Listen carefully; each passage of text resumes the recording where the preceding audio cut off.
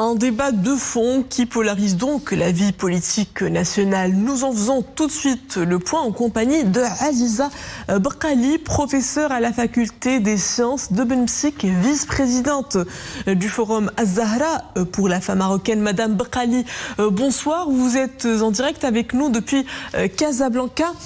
Cette réforme est partout saluée en tant qu'avancée notoire vers les principes de la justice sociale et la préservation des droits de l'ensemble de la famille marocaine. Sa philosophie repose également sur la réalité contemporaine et le référentiel religieux. Dans quel esprit s'inscrit cette révision ?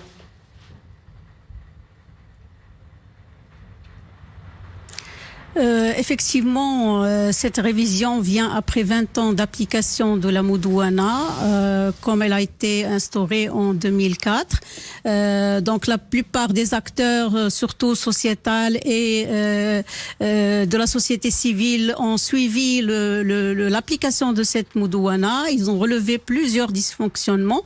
Sa Majesté a eu l'initiation d'initier le débat public avec une approche vraiment à saluer, parce qu'il a essayé d'inclure toutes les composantes de la société et essayer de mener un dialogue ouvert, inclusif, et ce qui peut nous rendre fiers de notre Maroc, où sa Majesté a essayé de jouer son rôle comme chef d'État et aussi comme leader des croyants en incluant les ulama dans ce processus, bien sûr, après avoir effectué les propositions issues de la société. Ils ont été soumises aux ulama et on a vu l'annonce des propositions qui ont visé d'une part des propositions pour relayer au dysfonctionnement judiciaire, et aussi à certaines choses ou la proposition qui avait un attrait avec la religion et dont les ulama ont bien signalé leur accord et leur désaccord. Justement, sur ces différents points. L'annonce des premières propositions d'amendement a levé le voile sur un certain nombre de points clés qui feront l'objet de révision. Quelles sont ces nouveautés ?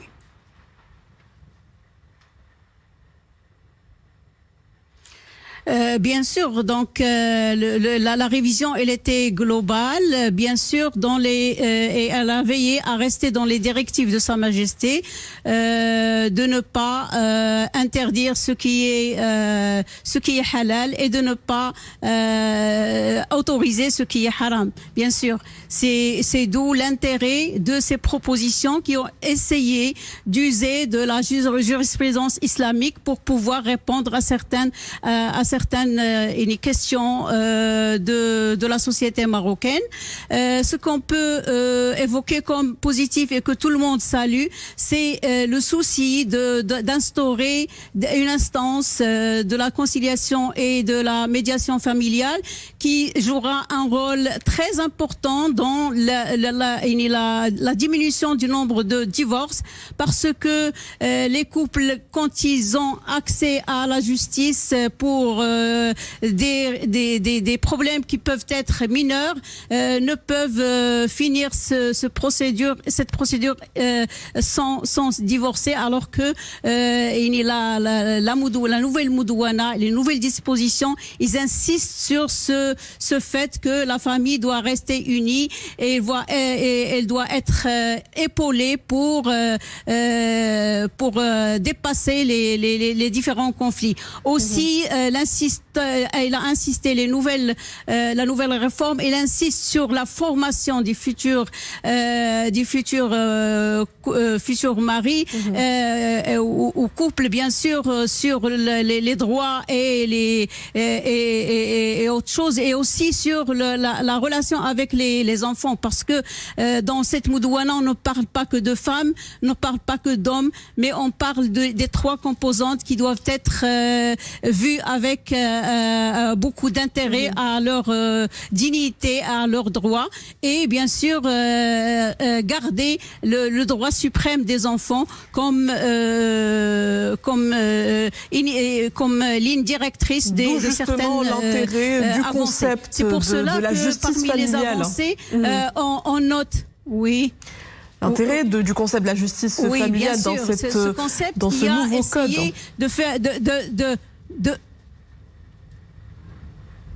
Donc, ils ont essayé d'apporter certaines solutions à ce qu'on voit dans les tribunaux par rapport aux dossiers qui sont soumis à propos de la nafaqa. Par exemple, on va essayer de refaire ou de revoir le système d'allocation de la pension. Et bien sûr, cette question, elle relève des droits vitaux de la femme et de la divorcée. Aussi, la garde d'enfants qui faisait aussi beaucoup de problèmes, surtout lors du divorce ou lors du mariage, le remariage de la femme. Maintenant, il y a des dispositions qui sont en faveur de prioriser le droit de l'enfant, certes, mais aussi ne pas priver la femme de certains droits qui lui sont ultimes. Aussi, il y a une revue de l'article 49 qui parle de valoriser ou de fructifier l'apport de la femme dans la contribution domestique, la famille. Aussi d'autres dispositions, bien sûr. Oui, bien sûr. Notre avis, en fait, il est positif au niveau de déclaration générale, mais bien sûr, on doit rester attentif aux défis qui peuvent être soulevés lors de justement lors de Parlons justement de l'exécution, la prochaine étape, justement. Ces droits. Parlons justement, professeur, de la prochaine étape, donc lors de la séance de travail que Sa Majesté le Roi a présidé lundi dernier.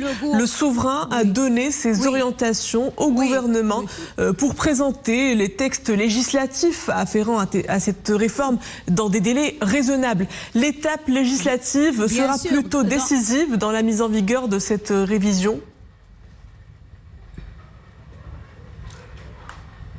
Bien sûr, c'est pour cela qu'on invite le gouvernement à suivre la procédure, à poursuivre la procédure qu'a initiée Sa Majesté, essayer d'inclure tout le monde dans la réflexion des projets de loi, même avant de les faire passer au Parlement, comme ça garantir une implication plus grande et aussi des lois qui sont adaptées aux Marocains et à la famille marocaine et qui peuvent relever les défis. Bien sûr, nous sommes maintenant avec les résultats du recensement qui influent, qui montrent que les familles sont en régression et le nombre de mariages, il est en diminution, le nombre de divorces, il est en augmentation. Donc, ces défis doivent bien être clairs dans la procédure de la rédaction des lois. Bien sûr, Sa Majesté a bien souligné cette